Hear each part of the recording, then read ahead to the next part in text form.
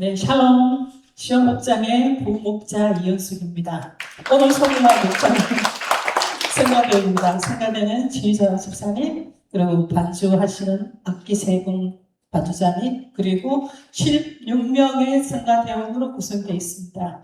네, 근데 특별한 작지만 특별한 찬양대입니다. 왜 특별하냐 하면요, 성가대에서 특별한 게 아니고 10대부터 80대까지 거기 다 계십니다. 그리고 각기 다른 빛깔의 인생의 빛깔을 갖고 계시지만 찬양할 때는 한 목소리 한 마음으로 찬양을 하여 멋진 화음을 만들어내는 찬양대입니다.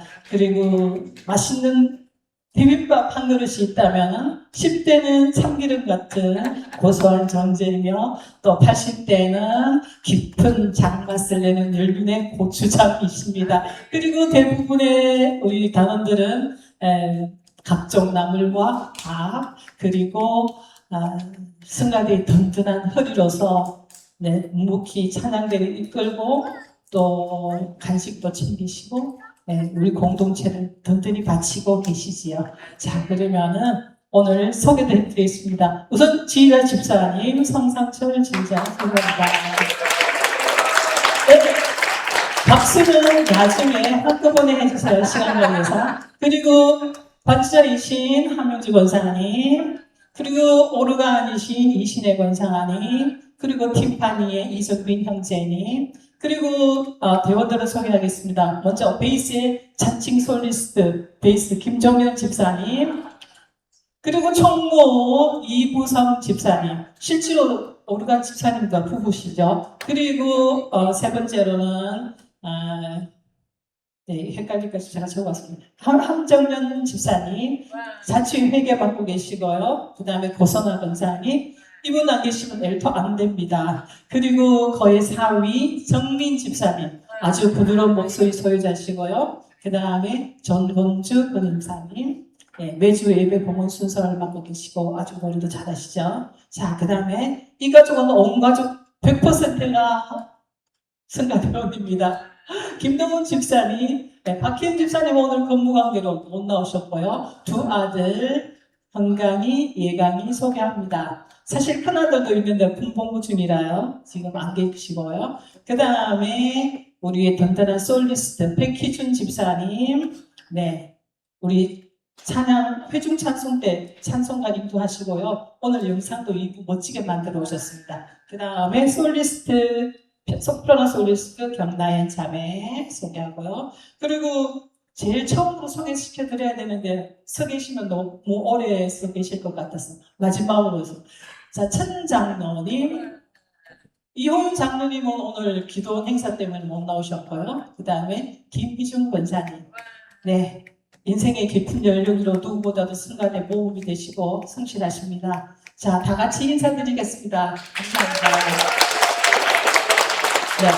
이처럼 여러분도 특별한 성가대의 대원이 되실 수 있습니다.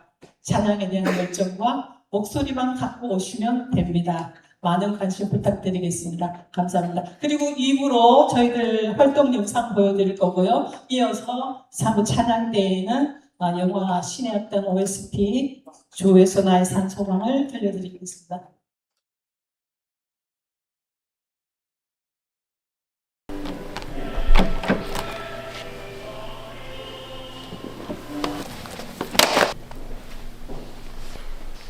이거 떨어뜨리셨는데.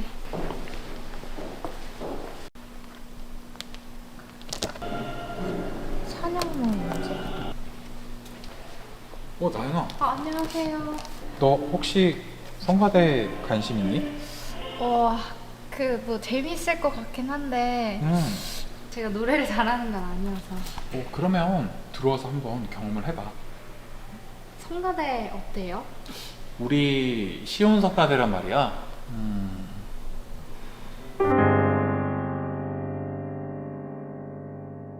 그를 기념함이 대대에 이를 일이다.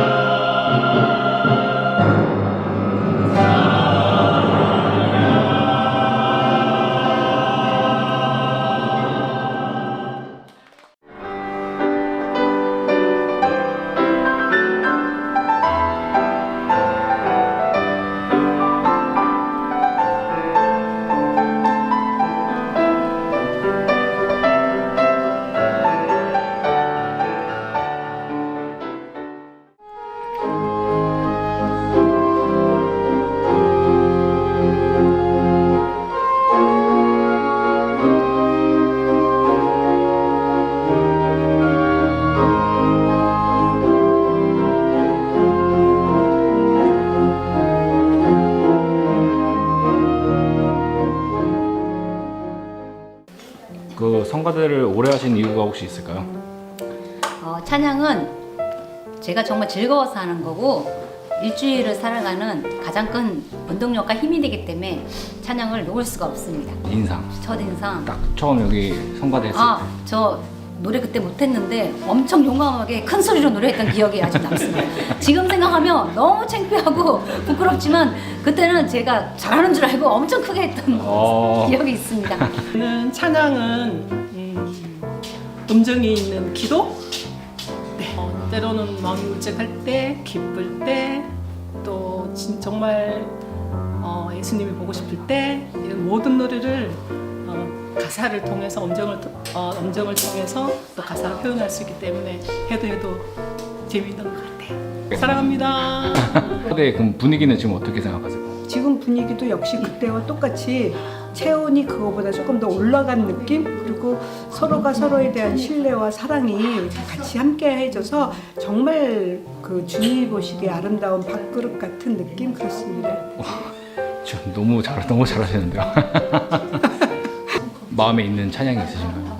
요번에 그 부활주일 찬양이 제 개인적으로는 굉장히 힘든 찬양이었지만 마지막 끝났을 때 다리 후들후들함과 또 한 가지는 가슴이 뭉클한 마음으로 좀 마음이 감동적이었다고나 할까요? 참 좋았습니다. 쉬운 성가대를 세 글자로 표현한다고 하면? 세 글자. 네. 행복함이라고. 행복함. 네, 바쁜데도 힘들진 않으신가요? 이 성가대 자체가? 아니 삶의 낙인 힘을 얻고 가지. 쉬운 성가대에 좀 자랑이 있다고 하면은 어떤 건 것 같아요? 화합, 단합. 물론 연습하고 서로 바쁘게 가기 바쁘지만 있는 동안 서로 잘 이해해주고 농담도 잘 받아주고 잘 안 삐지잖아. 쉬운 성가대를 짧게 표현하려면 하나님의 은혜. 나도 이렇게 멋진 말씀만 하시면 뭐가 나올 침발라야. 하신 이유. 저는 사명이라고 생각해요. 저는 저는 호흡이 끊이는 그날까지 찬양을 놓지 않고 싶고 하고 싶어요. 그래서 제가 그 전에 성대 결절이 와서 찬양을 하지 말라 그래서 찬양단, 성가대 이렇게 여러 합창단을 했었는데 다 포기를 한 적이 있어요. 그래서 그 한 몇 년 동안 이 찬양을 못한다는 데 대한 그 슬픔이 있었습니다. 그래서 다시금 할 수 있음에 감사하고 끝나는 날까지 찬양하고 싶습니다.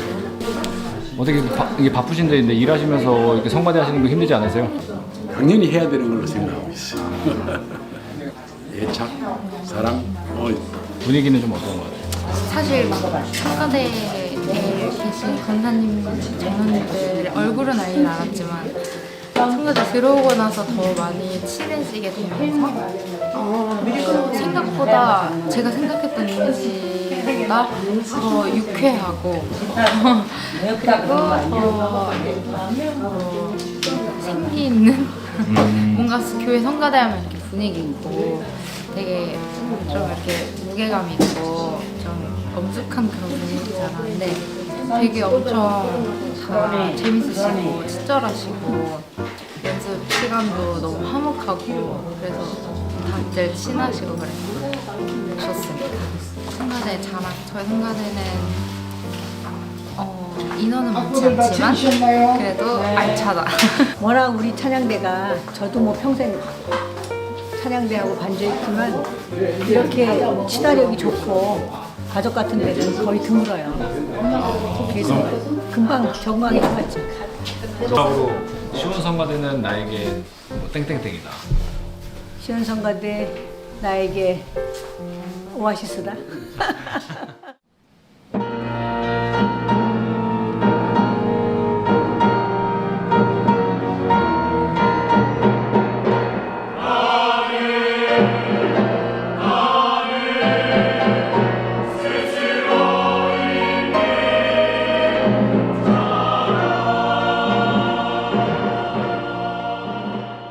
높은 곳에서 호산나 하더라. 호산나 호산나.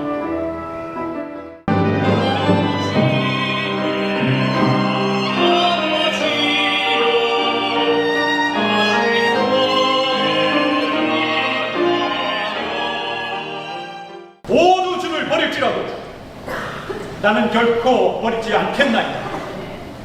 아니요, 3번 부인하다니요. 절대 그런 일은 없습니다.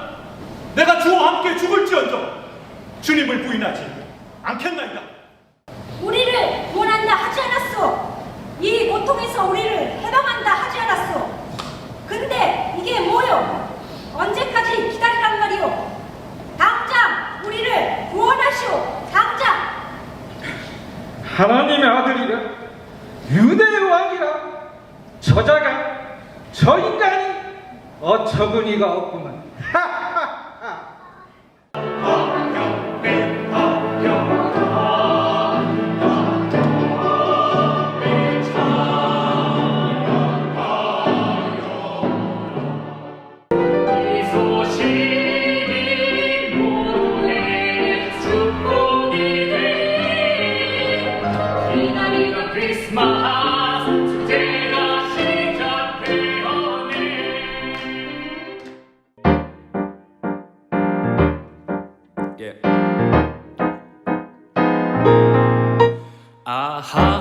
하나님의 은혜로 있을 데 없는 자 왜 구속하여 주는지 난 알 수 없도다.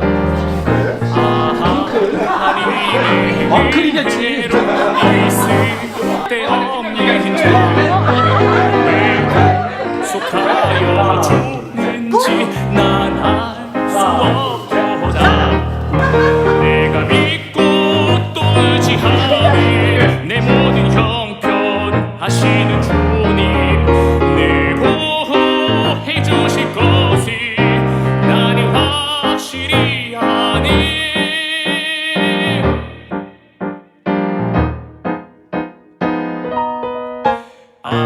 하나님의 은혜로 있을 데 없는 자 왜 구속하여 주는지 난 알 수 없도다. 내가 믿고 또 의지하네 내 모든 형편 하시는 주님 늘 보호해 주실 것을 나는 확실히 아네.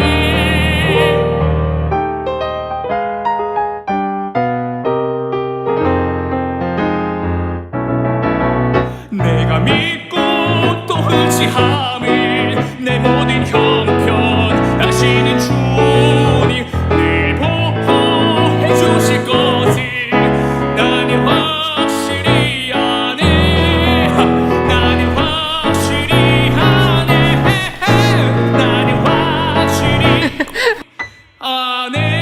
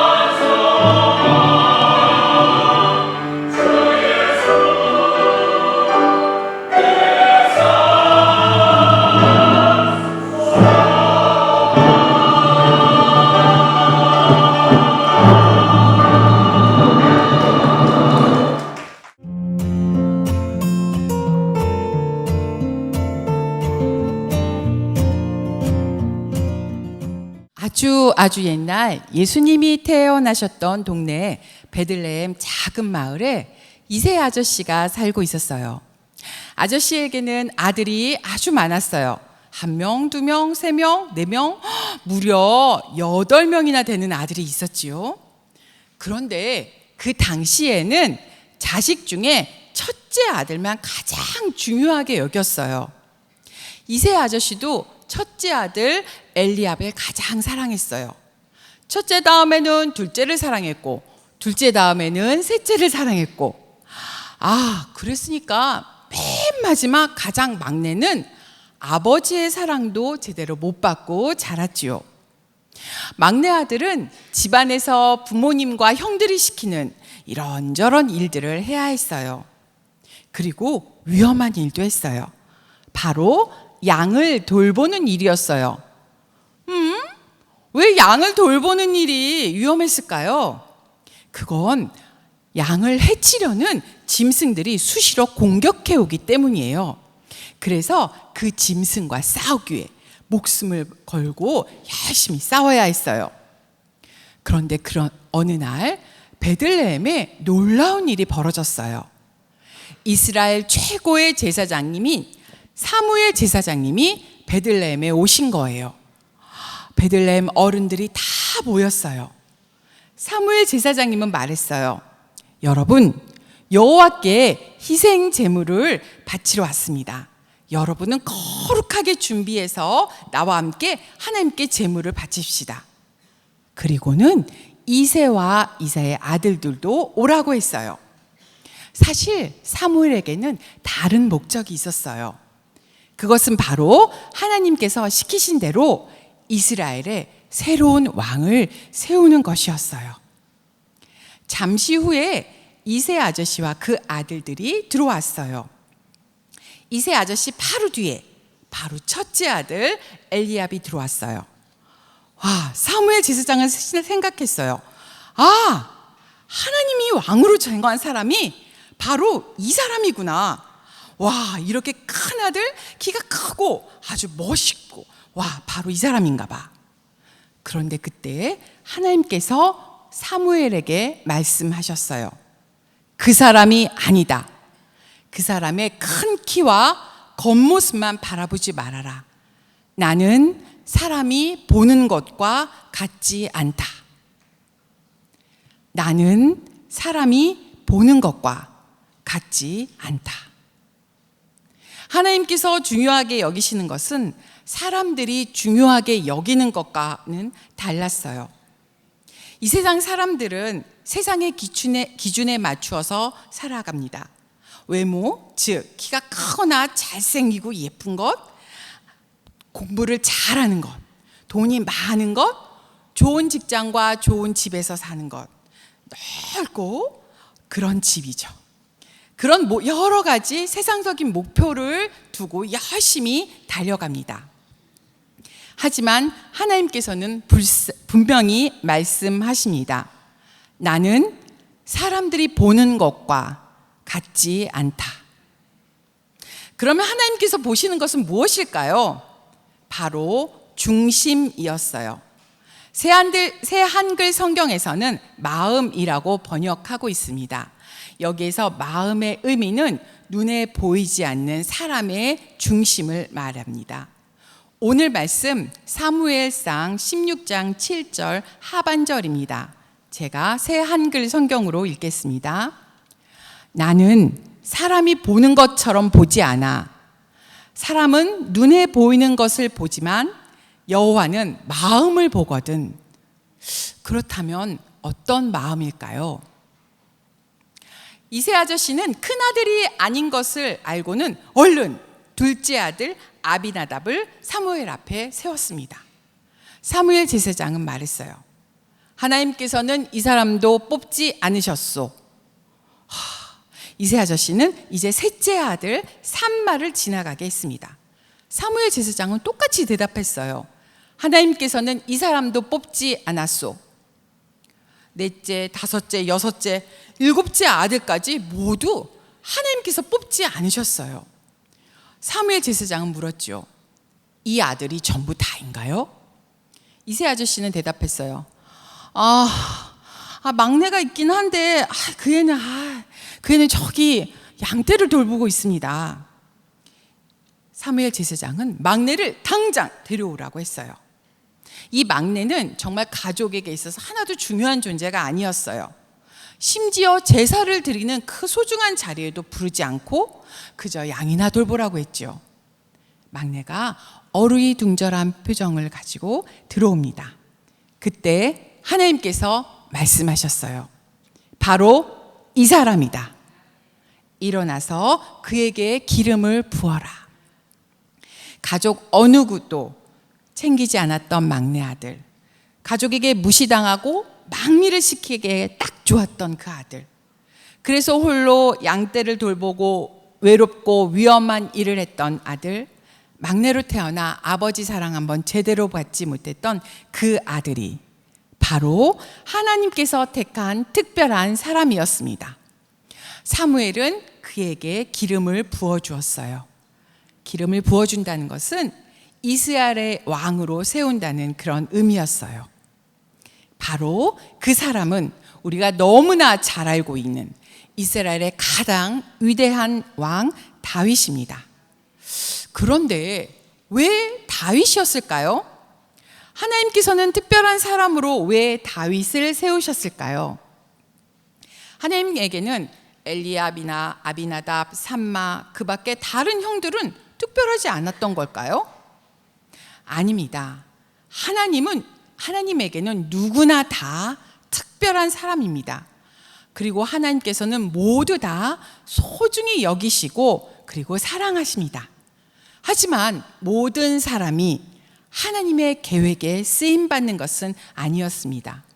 하나님께서는 그의 삶이, 그의 마음과 행동이 하나님의 뜻에 순종하는 사람을 쓰십니다.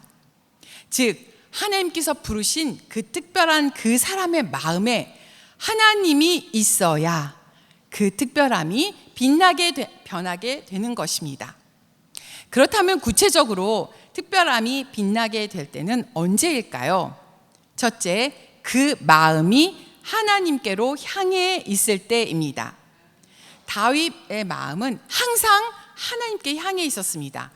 하나님만 바라보며 하나님만 의지했습니다. 양들을 돌볼 때에도, 골리앗 앞에서도, 전쟁에 나갈 때에도 그는 언제나 하나님을 의지했습니다. 평안할 때는 하나님을 찬양했고 적군 앞에서는 하나님의 이름을 붙들고 싸웠습니다. 다윗은 하나님을 이렇게 찬양합니다.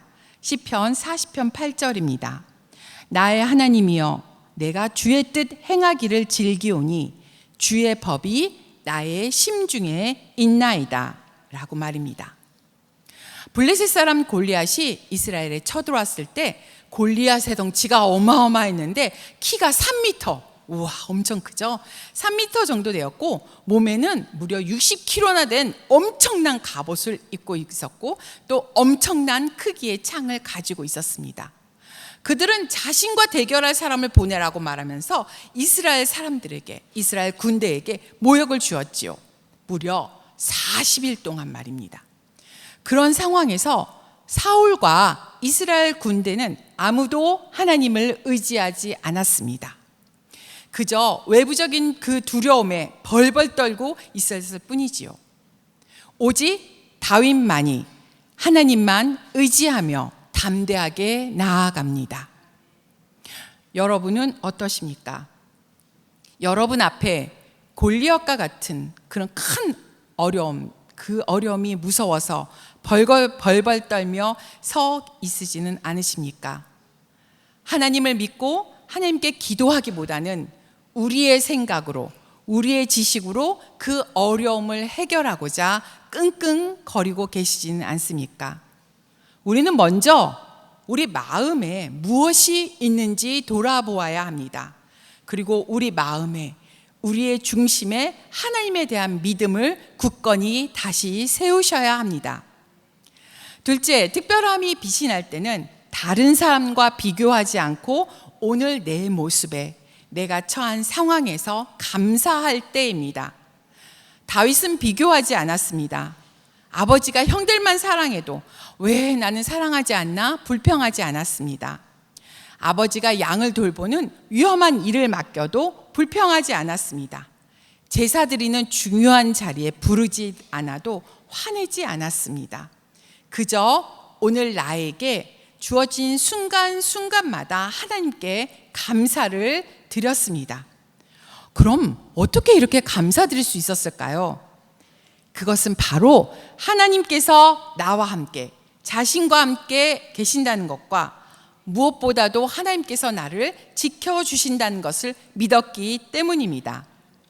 시편 23편에서는 다윗이 이렇게 노래합니다. 새 한글 성경으로 읽겠습니다. 캄캄한 골짜기에 가야 해도 나 잘못될까 두려워하지 않습니다. 주님이 나와 함께 하시니까요. 주님이 막대기와 지팡이가 나에게 힘이 됩니다. 그리고 마지막 절에 이렇게 혼잣말을 합니다. 정말이야. 좋은 것과 한결같은 사랑이 나를 따라다닐 거야. 나 사는 모든 날에 나는 여호와의 집에 머물고 싶어. 언제까지나. 하나님께서 우리와 함께 하시며 우리를 언제나 인도하신다는 확실한 믿음이 있으면 우리는 두려워할 필요가 없습니다. 하나님께서 지켜주시니까 걱정하지 않습니다. 하나님께서 나에게 정말 가장 좋은 길로 인도해 주실 것이기 때문입니다. 하나님께서 나와 함께 하신다는 사실만으로 우리는 감사하게 하루하루 살아갈 수 있습니다. 여러분 혹시 나에게 벌어지는 일들이 너무나 고통스러워서 하나님이 혹시 내 곁을 떠난 것 아닌가 이렇게 느끼신 적 있으십니까? 기도를 해도 하나님께서 들으시지 않는 것 같고 그래서 막막할 때가 있으셨습니까? 하나님께서는 절대로 여러분 곁을 떠나지 아니하십니다. 여러분 곁에서 기다리십니다. 여러분이 하나님을 한 번 더 찾기를, 하나님의 목소리에 귀를 기울이기를 애타게 기다리고 계십니다. 그래서 우리가 하나님의 힘에 의지하여 이 고난을 벗어나기를, 이 어려움을 극복하기를 바라십니다. 우리가 하나님과 딱 붙어 있어야만 우리의 삶에 기쁨과 평안이 있습니다. 우리가 하나님과 딱 붙어 있어야만 우리가 감사할 수 있습니다. 셋째, 특별함이 빛이 날 때는 하나님만 바라보며 오늘 최선을 다하며 살아갈 때입니다. 다윗의 형들이 아버지 곁에서 사랑을 받으며 지낼 때 다윗은 혼자 양떼를 돌보아야 했습니다. 처음은 양들을 데리고 풀만 먹이면 되겠지 하고 생각했는데 직접 해보니까 이것만큼 위험한 일이 없습니다. 성경에 보니 다윗이 자신의 맡은 일에 얼마나 최선을 다하며 목숨을 걸고 열심히 했는지 잘 기록되어 있습니다. 저는요, 사자나 곰이 와서 양을 물어가면 기어이 따라가서 사자와 곰을 때려잡고 그 입에서 양을 꺼냈어요.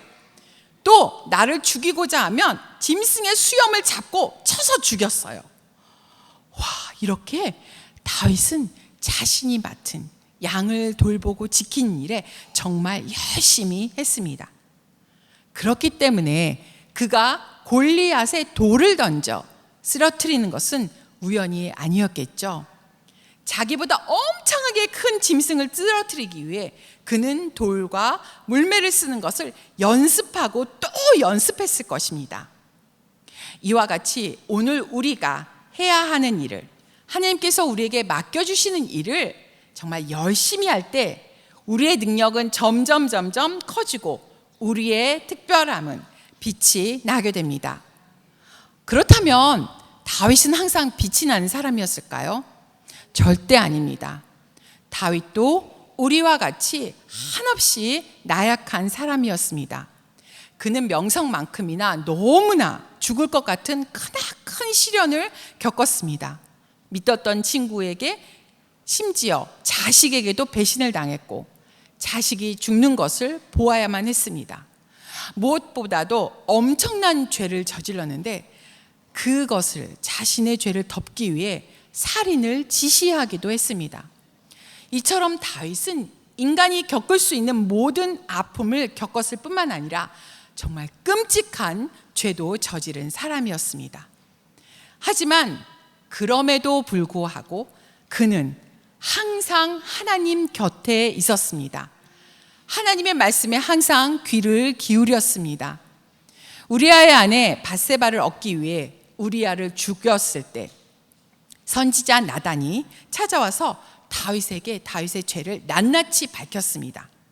그 당시 자신의 그 권세로 나단을 죽이고 모든 것을 덮어버릴 수 있었을 때에도 그는 나단 선지자의 말을 듣자마자 즉시 하나님 앞에 엎드려 회개했습니다. 그는 어떤 순간에도 자신이 정말 처참한 죄를 지었을 때에도 하나님이 자신의 기도를 들어주지 않았을 때에도 그 어떤 순간에도 하나님을 버리지 않았습니다. 여전히 하나님을 꼭 붙들었습니다. 그래서 그는 다시 일어날 수 있었습니다. 여러분, 어떠한 상황에 처하더라도 세상이 무너진 것 같고 이 세상이 나 홀로 남겨진 것 같을 때에도 하나님만은 꼭 붙드십시오. 외로움도 속상함도 원통함도 슬픔도 그냥 다 하나님께 쏟아 놓으시고 화도 하나님 앞에 가서 하시고 울어도 하나님 앞에 가서 하시고 하나님께 매달리십시오. 다 놓치고 우리가 다 잃어버려도 절대 하나님만은 놓쳐서는 안 됩니다. 하나님이 계셔야 우리가 다시 일어날 수 있습니다. 하나님을 꼭 붙들고 있어야만 우리가 어떠한 어려운 상황에 처할지라도 다시 일어날 수 있는 새 힘을 얻게 되는 것입니다. 이것이 우리가 이 세상에서 살아가면서 꼭 필요한 것입니다. 어떤 친구가 있습니다. 이 친구는 정말 세상을 다 가진 것 같았어요. 사랑해주는 부모님도 계시고 아주 넓고 좋은 집도 있고 또 부모님도 그 친구가 사달라고 하는 것은 다 사실 수 있을 만큼 돈도 많고 이 친구는 키도 크고 공부도 잘하고 뭐 다 잘하는 친구였어요. 그래서 이 친구에게는 걱정이 하나도 없어 보였죠. 모든 사람들이 다 부러워했어요. 하지만 우리가 너무나 잘 알고 있듯이 누구에게나 반드시 어려움은 닥치게 됩니다. 슬픔과 큰 절망에 빠지기도 하지요. 이 친구가 가진 조건이 그런 어려움들을 극복할 수도 있겠지만 때로는 그 어려움이 너무너무 커서 절망에 벗어나기란 정말 힘들 때도 있습니다. 갑자기 집이 빚더미에 얹게 되거나 아니면 누군가 큰 병에 걸리든지 이렇게 우리의 삶은 정말 휘청거리게 하는 어려움에 그 앞에 있을 때가 훨씬 더 많습니다. 그럼 우리는 어떻게 해야 할까요? 여기서 우리가 꼭 필요한 것은 이 어려움을 딛고 다시 일어날 수 있는 이 힘입니다. 그런데 우리 인간은 너무나 나약해서 이 힘이 없어서 이런 큰 어려움들을 절대 우리의 힘으로는 극복할 수가 없습니다. 그래서 우리에게는 하나님이 꼭 필요합니다. 우리 하나님만이 하실 수 있습니다. 하나님께서 우리와 딱 붙어 계셔서 우리에게 극복할 새 힘을 주십니다. 우리가 어떻게 해야 할지 알려주시고 우리의 길을 인도하십니다. 여러분, 하나님께서는 여러분을 지극히 사랑하시고 특별한 존재로 세우셨습니다. 여기 계신 여러분 모두 하나님께는 정말 소중하고 특별한 존재입니다. 에이, 저는 다른 친구들에 비해서 공부를 잘하는 것도 아니고 뭐 예쁜 것도 아니고 뭐 잘하는 것도 없는데 제가 뭐 특별할까요? 아닙니다. 여러분은 한 분 한 분 전부 다 하나님께서 너무나 사랑하시는 특별한 존재입니다. 그리고 하나님께서는 여러분에게 바라는 꿈도 가지고 계십니다. 여러분의 마음이 하나님을 향해 있을 때, 하나님만 꼭 붙잡고 살아갈 때 하나님께서는 다윗을 이스라엘의 왕으로 세우시고 쓰시셨듯 여러분을 통해 일하시고 놀라운 일을 만들어 가십니다. 여러분이 하나님만 꼭 붙들고 살아간다면 우리의 삶을 하나님께서 가장 좋은 길로 인도하십니다. 우리 잠시 가슴에 이렇게 손을 얹어 볼까요? 잠시 눈을 감고 내 안에 계신 하나님을 생각합니다. 다윗의 고백입니다. 이건 정말입니다. 우리가 사는 모든 날에 하나님이 변함없는 사랑과 좋은 일이 우리를 따라다닐 겁니다. 여호와의 집, 이 교회에서 언제나 머물며 하나님의 사랑을 누리겠습니다. 우리 손에 가슴을 얹은 채 다 같이 기도합니다. 우리 안에 계신 하나님, 언제 어디서나 우리와 함께 해주셔서 감사드립니다. 또한 우리를 너무나 사랑하셔서 우리 모두 특별한 사람으로 불러주셔서 감사드립니다. 우리가 항상 우리의 마음의 중심에 하나님을 두고 하나님의 말씀대로 살아갈 수 있도록 인도하옵소서. 하나님께서 언제나 우리를 지켜보고 계시며 우리와 함께 하신다는 것을 기억하게 하시며 우리에게 세임 주시고 지혜 주시는 하나님만 의지하며 살아가게 하옵소서. 그래서 우리에게 큰 어려움이 닥칠지라도 좌절하지 않고 하나님만 바라보며 다시 씩씩하게 일어날 수 있도록 우리를 인도하옵소서. 하나님이 계셔서 하루하루가 기쁘고 즐거운 삶이 되게 하시고 하나님이 계셔서 감사가 흘러 넘치는 가정 그리고 사랑이 가득한 교회로 더욱 굳건히 설 수 있도록 인도하옵소서. 우리를 사랑해 주시는 예수 그리스도의 이름으로 기도드립니다. 아멘.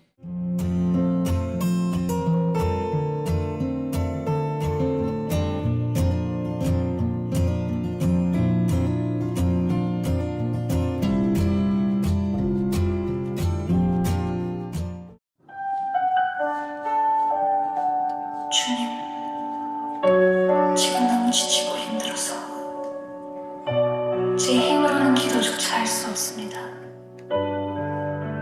말하지 못하는 제 마음까지 주님께서 아시니 붙들어 주세요.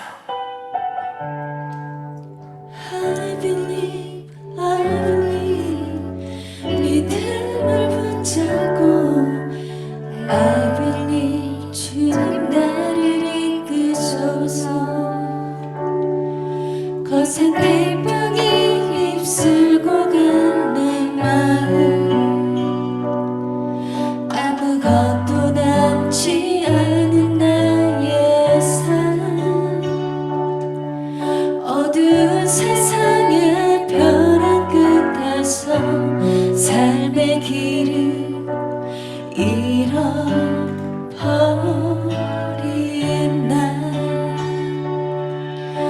왜 나만 이런 어둠 속에 버려진 걸까 눈물로 채워진 시간은 언제쯤 끝날까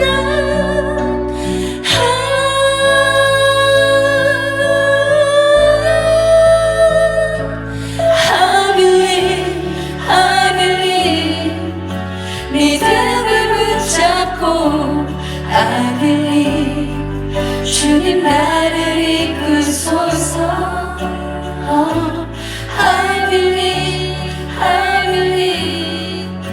끝까지 붙잡고 믿음으로 승리하리라.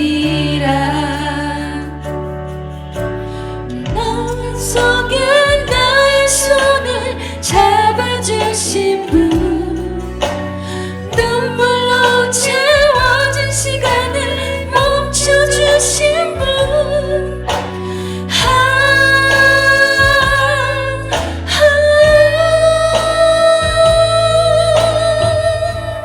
무너질 것 같은 제 마음을 오늘도 조용히 붙들어주셔서 감사합니다. 눈물로 하루를 버티는 순간에도 제 곁을 떠나지 않으시는 주님을 믿습니다.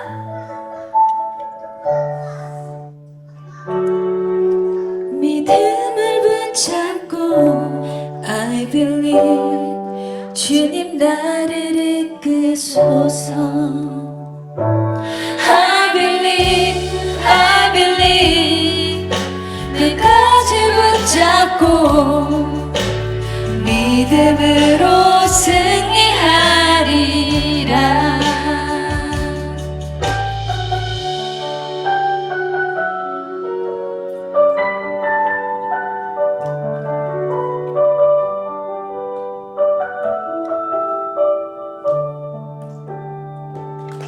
주님